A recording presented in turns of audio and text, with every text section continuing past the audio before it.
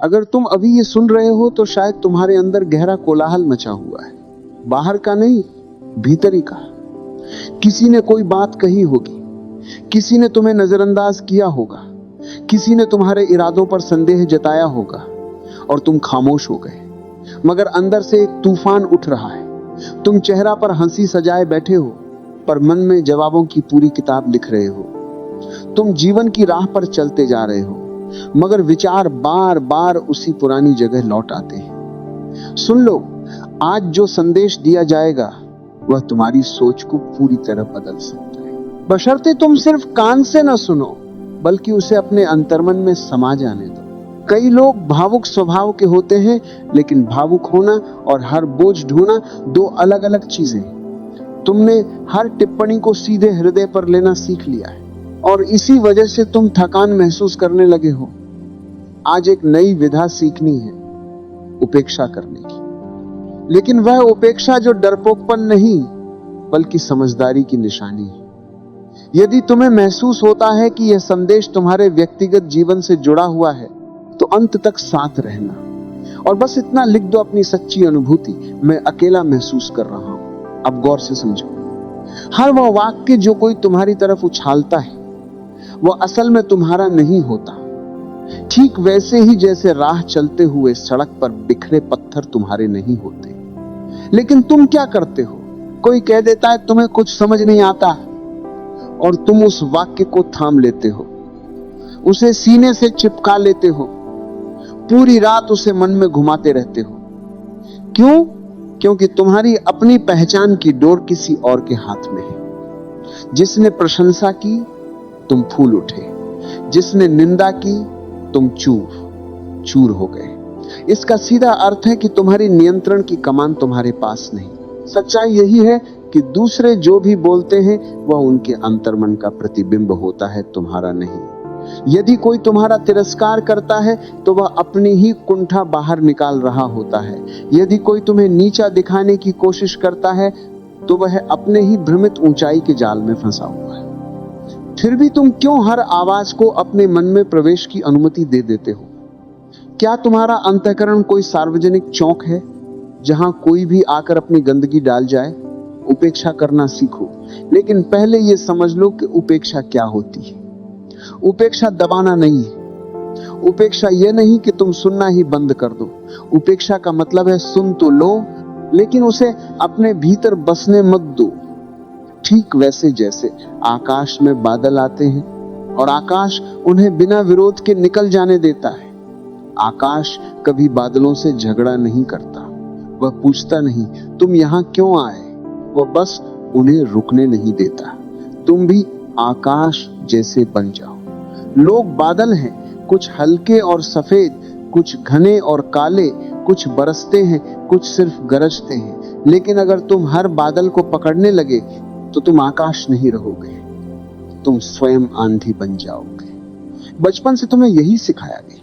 लोग क्या कहेंगे, यही सबसे घातक विष, क्योंकि इसके बाद तुम्हारा हर फैसला दूसरों की दृष्टि पर टिका रहता है। तुम हंसी भी सोच समझकर छोड़ते हो, बोलते भी डरते डरते हो, प्यार भी शर्तों के साथ करते हो। और जब कोई तुम्हारा मूल्यांकन करता है तो तुम्हारे भीतर कंपकंपी मच जाती है। क्यों? क्योंकि तुमने खुद को स्वीकार करना कभी नहीं सीखा। उपेक्षा तभी संभव होती है जब तुम्हें अपने सत्य पर अटूट विश्वास हो। यदि तुम जानते हो कि तुम वास्तव में कौन हो तो कोई तुम्हें डिगा नहीं सकता। यदि तुम स्वयं से अपरिचित हो तो कोई भी तुम्हारी परिभाषा गढ़ देगा। एक छोटी सी सच्चाई समझ लो, हर इंसान अपने अनुभवों की कैद में जी रहा है। जिसे प्रेम नहीं मिला वह कड़वा हो जाता है, जिसे आदर नहीं प्राप्त हुआ वह दूसरों को छोटा दिखाने लगता है, जो भीतर से असुरक्षित है वह बाहर से उग्र हो जाता है। अब जब कोई तुम्हारे साथ कठोर व्यवहार करता है तो वह तुम्हारे विरुद्ध नहीं, वह अपने आंतरिक पीड़ा के पक्ष में कार्य कर रहा होता है। यदि तुम ये समझ गए तो तुम्हारा नजरिया पूरी तरह बदल जाएगा। तुम जवाब देना छोड़ दोगे। जवाब हमेशा चोट से जन्म लेता है। जब चोट ही नहीं लगी तो जवाब कहां से आएगा? दूसरों की बातें तुम्हें इसलिए कष्ट पहुंचाती हैं क्योंकि कहीं ना कहीं तुम खुद भी उन पर यकीन करते हो। यदि कोई तुम्हें बेवकूफ कहे और तुम्हें अंदर से पता हो कि तुम जागरूक हो, तो वह शब्द हवा में खो जाएगा। लेकिन यदि तुम्हारे भीतर ही खुद पर शक है, तो वही शब्द भाला बनकर चुप जाएगा। इसलिए उपेक्षा से पहले सबसे जरूरी काम आत्म जागृति का है। उपेक्षा एक आंतरिक सुरक्षा कवच है। यह फैसला करना है कि मैं ही चुनूंगा कौन सी शक्ति मेरे भीतर प्रवेश करेगी। तुम अपने घर के मुख्य द्वार पर चौकीदार रखते हो, हर अनजान को अंदर नहीं आने देते, फिर मन के द्वार पर चौकीदार क्यों नहीं लगाते? ध्यान से देखो, तुम्हारी ज्यादातर तकलीफ वास्तविक घटनाओं से नहीं बल्कि कल्पना से पैदा होती है। किसी ने एक बार कुछ कहा, तुमने उसे 100 बार दोहराया, उससे पूरी कहानी रच ली, भविष्य की तस्वीर बना ली, रिश्ते तोड़ दिए, और वह व्यक्ति शायद अब उस बात को भूल भी चुका है। उपेक्षा करना यही है, मन की उस कहानी को रोक देना, कह देना, बस इतना ही। जो बीत गया उसे जाने दो, जो बोला गया उसे वहीं छोड़ दो, उसे उठाकर सिर पर मत सवार करो। तुम सोचते हो भावुक होना श्रेष्ठ गुण है। हाँ, भावुकता खूबसूरत है, लेकिन यदि उसमें विवेक न हो तो वह स्वयं को कष्ट देने का साधन बन जाती है।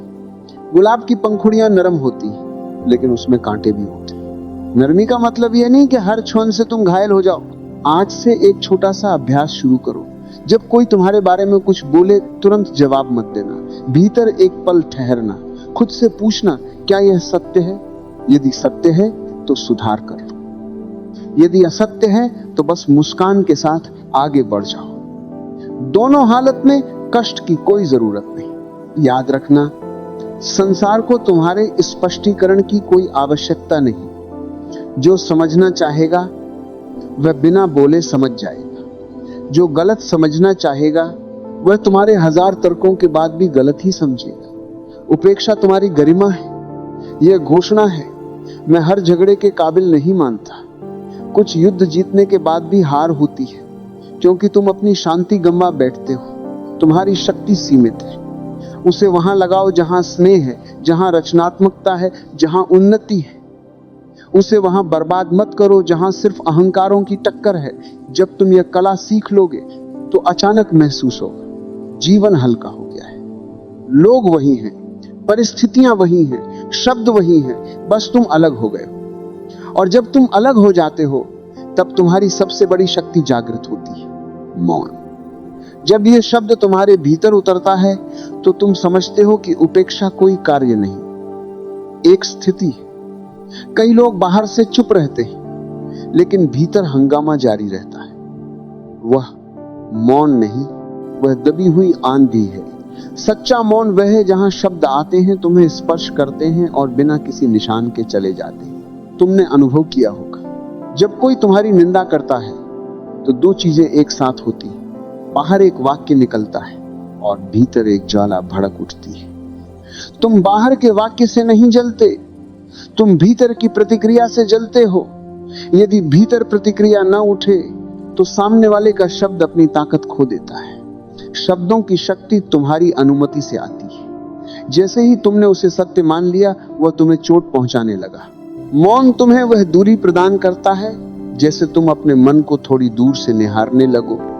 कोई कहे तुम्हें कुछ नहीं आता, पहले तुम तुरंत सफाई देते थे, अब तुम भीतर झांकते हो। क्या वाकई ऐसा है? यदि हां तो यह सीखने का मौका है, यदि नहीं तो वह अपने अनुभव से बोल रहा है। दोनों में शांति संभव है। समस्या लोग बोलने में नहीं, लोग तो बोलेंगे ही। समस्या यह है कि तुम हर शब्द को अपनी पहचान का हिस्सा बना लेते हो। तुम्हारी पहचान इतनी कमजोर क्यों है? क्या तुम वास्तव में जानते हो कि तुम कौन हो? यदि स्वयं से परिचय नहीं तो कोई भी तुम्हें नया नाम दे देगा। मौन तुम्हें स्वयं से जोड़ता है। जब तुम भीतर स्थिर होते हो तो देखते हो कि तुम्हारे मन में कितनी पुरानी आवाजें गूंज रही हैं। माता पिता की, समाज की, पुराने अपमानों की, असफलताओं की। नया तीर आता है तो पुरानी जख्मों को छू लेता है। इसलिए दर्द इतना गहरा लगता है। तुम वर्तमान में नहीं रोते, तुम अतीत में रोते हो। उपेक्षा अतीत से मुक्ति है। यह समझना है कि जो बीत गया वह समाप्त हो चुका। जो बोला गया वह हवा में विलीन हो गया, लेकिन तुम उसे थामे बैठे हो, जैसे कोई सूखी पत्ती को सीने से लगाए फिर रहा हो। छोड़ दो, पत्ती गिर चुकी है। मौन का अर्थ है हर प्रतिक्रिया से पहले एक छोटा सा ठहराव। वही ठहराव तुम्हारी आजादी है। उसी ठहराव में तुम चुन सकते हो जवाब देना है या मुस्कुराकर निकल जाना है। जो बिना सोचे प्रतिक्रिया करता है वह मन का गुलाम है। जो ठहर कर देखता है वह स्वामी है। तुम्हें यह भी समझना होगा कि कई बार उपेक्षा सामने वाले को हराने के लिए नहीं, स्वयं की रक्षा के लिए होती। हर बहस जरूरी नहीं, हर सफाई जरूरी नहीं। कुछ लोग तुम्हारी बात समझने को तैयार ही नहीं होते। जितना समझाओगे उतना उलझन बढ़ेगी। कल्पना करो, कोई अंधेरे कमरे में बैठा है और कहता है यहां कुछ दिखाई नहीं देता। क्या तुम उससे बहस करोगे या समझोगे कि वह अंधकार में है? जो अपने भ्रम में जी रहा है उसके साथ तर्क व्यर्थ है। उसे प्रकाश तब दिखेगा जब वह स्वयं बाहर निकलेगा। मौन का एक और पहलू है आत्म सम्मान। जब तुम हर बात का जवाब देते हो, हर इल्जाम का बचाव करते हो, तो कहीं ना कहीं तुम साबित करना चाहते हो कि तुम सही हो। लेकिन जिसे अपने सत्य का बोध है उसे प्रमाण की जरूरत नहीं। वह शांत रहता है क्योंकि उसकी जड़ें मजबूत हैं। लोग तुम्हें उकसाएंगे, वे चाहेंगे कि तुम प्रतिक्रिया दो ताकि उन्हें महत्व मिले। कई बार किसी की कठोरता का कारण यही होता है कि वह तुम्हारी ऊर्जा हड़पना चाहता है। जैसे ही तुम क्रोधित होते हो, तुम उसे अपनी शक्ति सौंप देते हो। मौन रहकर तुम उसकी अपेक्षा तोड़ देते हो, वह थक जाता है। लेकिन सावधान, मौन का मतलब अन्याय सहना नहीं। जहां खड़ा होना जरूरी हो वहां खड़े होना भी मौन की अभिव्यक्ति हो सकता है। फर्क बस इतना है कि वहां प्रतिक्रिया नहीं, स्पष्टता होती है। तुम चीखते नहीं, दृढ़ता से बोलते हो। गुस्से से नहीं, जागरूकता से। जब तुम मौन में स्थिर हो जाते हो तो बहुत सी बातें जो पहले परेशान करती थी अब तुच्छ लगने लगती है। जैसे बचपन की लड़ाई आज हास्य का विषय लगती है, पर तब बहुत बड़ी लगती थी। कुछ साल बाद आज की कई चिंताएं भी छोटी लगेंगी, तो अभी उन्हें इतना बड़ा क्यों बनाना? उपेक्षा समय को अपने पक्ष में करना है। जो बात अभी आग की तरह लग रही है उसे थोड़ा वक्त दो, देखना वो खुद ठंडी हो जाएगी। तुमने जल्दबाजी में कितने रिश्ते खराब किए सिर्फ इसलिए कि तुरंत जवाब देना चाहते थे। मौन धैर्य देता है, धैर्य दृष्टि देता है, दृष्टि चैन की शक्ति देती है। यही चैन तुम्हारी मुक्ति है। आज से जब कोई तुम्हें आहत करने की कोशिश करे, तुरंत भीतर लौट आना, अपनी सांसों को देखना, महसूस करना कि तुम्हारा शरीर सुरक्षित है। तुम अभी इसी क्षण में हो।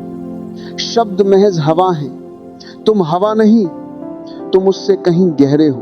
धीरे धीरे तुम पाओगे लोग वही हैं, लेकिन उनका प्रभाव कम हो गया है। मन हल्का हो रहा है। कम सोचते हो, ज्यादा जीते हो। कम जवाब देते हो, ज्यादा निरीक्षण करते हो। और यही निरीक्षण तुम्हें नई दिशा देगा। जागरूकता वह दिया है जो दिखाता है क्या वाकई तुम्हें छू रहा है और क्या सिर्फ अहंकार को खरोंच रहा है। अब तक तुम हर खरोंच को जख्म मानते रहे। कोई अनदेखा कर दे तो टूट जाते हो, कोई सराहना न करे तो व्याकुल हो जाते हो। यह व्याकुलता बाहर से नहीं, तुम्हारी अपेक्षाओं से आती है। ध्यान दो, जब कोई कुछ कहता है और बुरा लगता है, उस पल तुम किससे दुखी होते हो? उस व्यक्ति से या अपनी बनाई कहानी से? तुम फौरन कथा रच लेते हो। उसने ऐसा कहा मतलब वह मुझे तुच्छ समझता है। शायद सभी मुझे तुच्छ समझते होंगे। शायद मैं वाकई नाकाफी हूं। एक वाक्य से पूरी उपन्यास खड़ा हो जाता है। जागरूकता उस उपन्यास को बीच में रोक देती है। वह कहती है रुको, अभी तो सिर्फ एक वाक्य बोला गया है, पूरी जिंदगी नहीं लिखी गई। उपेक्षा तभी आसान होती है जब तुम अपनी कथा को पकड़ सको। ज्यादातर लोग अपने विचार को सत्य मान लेते हैं, लेकिन विचार सत्य नहीं, वे गुजरते बादल हैं। जागरूकता विचार और सत्य के बीच की रेखा दिखाती है। जब कोई निंदा करे, तुरंत भीतर देखो, क्या मेरे अंदर कोई असुरक्षा है? यदि है तो वही चुभ रही। सामने वाले का शब्द बस चाबी है जो पहले से बंद ताले को खोल देता है। यदि ताला ही ना हो, चाबी व्यर्थ है। तुम्हारी ज्यादातर पीड़ा तुलना से जन्म लेती है। किसी ने कहा वह तुमसे बेहतर है और तुम सिकुड़ गए। क्यों? क्योंकि तुमने खुद को किसी मापदंड पर खड़ा कर रखा है। जागरूकता कहती है तुम माप नहीं हो, तुम अनुभव हो। अनुभवों की तुलना नहीं होती, सूरज और चंद्रमा की तुलना नहीं होती, दोनों अपने समय पर प्रकाशित होते हैं। जागरूकता यह भी दिखाती है कि कई बार तुम दूसरों की बातों को बढ़ा चढ़ाकर सुन लेते हो। सामने वाला साधारण लहजे में बोलता है और तुम उसमें तंज ढूंढ लेते हो। क्यों? क्योंकि भीतर पहले से संदेह बैठा है। संदेह से भरा मन हर वाक्य में आक्रमण देखता है। उपेक्षा मन को शून्य करना है ताकि वह हर बात को पुराने रंग से न रंगे। यदि भीतर क्रोध जमा है तो सामान्य वाक्य भी आक्रामक लगेगा। यदि भीतर हीन भाव है तो साधारण टिप्पणी अपमान लगेगी। इसलिए बाहरी बदलाव से पहले भीतरी सफाई जरूरी है। जागरूकता का अभ्यास सरल लेकिन गहन है। जब कोई कुछ बोले तुरंत सांस पर ध्यान दो। शरीर की प्रतिक्रिया महसूस करो। कंधे तन गए, हृदय तेज, बस देखो, कुछ करो मत। यह देखना ही तुम्हें प्रतिक्रिया से अलग करता है। आश्चर्य होगा, ज्यादातर मामलों में सिर्फ देखने से प्रतिक्रिया कम हो जाती है। क्रोध को देखते ही वह पिघलने लगता है, क्योंकि देखना प्रकाश है। अंधेरे में ही भयावह लगती है चीजें। लोग राय बनाएंगे, यह उनका हक है, लेकिन उस राय को सत्य मानना तुम्हारा चुनाव है। जागरूकता तुम्हें यह चुनाव लौटाती है। वह कहती है तुम आजाद हो यह तय करने में कि क्या तुम्हें प्रभावित करेगा। एक गहन सत्य सुनो, कई बार तुम इसलिए आहत होते हो क्योंकि स्वीकृति की प्यास बहुत गहरी है। तुम चाहते हो लोग समझें, सराहें, अपनाएं। यह स्वाभाविक है, लेकिन जब यह प्यास अत्यधिक हो जाती है तो तुम दूसरों की स्वीकृति के दास बन जाते हो। ताली बजी तो खिल उठे, मौन रहा तो बुझ गए। जागरूकता आत्म स्वीकृति सिखाती है। जब तुम खुद को स्वीकार कर लेते हो तब दूसरों की राय महज जानकारी रह जाती है, फैसला नहीं। जानकारी देखी जा सकती है लेकिन भाग्य नहीं बनाई जा सकती। उपेक्षा दूसरों से दूरी नहीं, ऊर्जा को सही जगह लगाना है। हर छोटी बात में उलझोगे तो ऊर्जा नष्ट होगी। ऊर्जा बिखरेगी तो जीवन बोझिल लगेगा। जागरूकता ऊर्जा को एकत्र करती है। वह कहती है यह मूल्यवान है, रखो। यह तुच्छ है, जाने दो। दुनिया को नियंत्रित नहीं कर सकते। लोग क्या सोचेंगे, क्या बोलेंगे, यह तुम्हारे बस में नहीं। लेकिन भीतर क्या प्रवेश करने दोगे, यह पूरी तरह तुम्हारे वश में है। यही सच्ची स्वतंत्रता है। जब यह समझ गहरी हो जाती है तो मन शांत होने लगता है। पहले जहां हर बात भाला लगती थी, अब हल्की हवा लगती है। पहले जहां रात भर जागते थे, अब क्षणों में छोड़ देते हो। यह अभ्यास से आता है, अचानक नहीं। जागरूकता तुम्हें उस आंतरिक स्थान तक ले जाती है जहां तुम खुद को राइयों से अलग देख सको। जब यह दूरी बनती है तब तुम सच्चे अर्थ में जीने लगते हो। जीवन अब दूसरों की प्रतिक्रियाओं का जवाब नहीं, तुम्हारे अनुभव की यात्रा बन जाता है। यही यात्रा तुम्हें उस बिंदु तक ले जाएगी जहां समझ आएगी सबसे बड़ी बेड़ी बाहरी नहीं, आंतरिक है पहचान। यही वह महीन जाल है जिसमें तुम अनजाने फंस जाते हो। अब तक तुम सोचते रहे कि दूसरों के शब्द चोट देते हैं। गहराई में उतरो तो पता चलेगा चोट तुम्हारी बनाई पहचान से लगती है। तुमने खुद के बारे में एक छवि गढ़ रखी है, मैं ऐसा हूं, लोग मुझे वैसा देखें। जब कोई उस छवि से अलग कुछ कहता है तो लगता है जमीन खिसक गई। सोचो, यदि भीतर कोई तय छवि ही ना हो तो कोई कैसे गिराएगा। गिरता वही है जो ऊंचाई का दावा करता है। जिसका कोई दावा नहीं वह हल्का रहता है। पहचान जितनी सख्त, चोट उतनी गहरी। तुम कहते हो मैं बहुत नेक हूं, कोई कह दे तुम स्वार्थी हो, मन जल उठता है। जलन न सत्य से न झूठ से, तुम्हारी बनाई तस्वीर पर खरोंच से। तुमने भीतर एक प्रतिमा खड़ी कर ली और हर शब्द उस पर प्रहार लगता है। उपेक्षा तभी स्वाभाविक होगी जब पहचान को थोड़ा ढीला छोड़ सको। तुम किसी एक वाक्य में कैद नहीं, तुम परिवर्तनशील हो। आज शांत, कल व्याकुल, आज उदार, कल थका हुआ। लेकिन तुम हर पल को स्थायी मान लेते हो, यही मैं हूं। यही भ्रम तुम्हें कठोर बनाता है।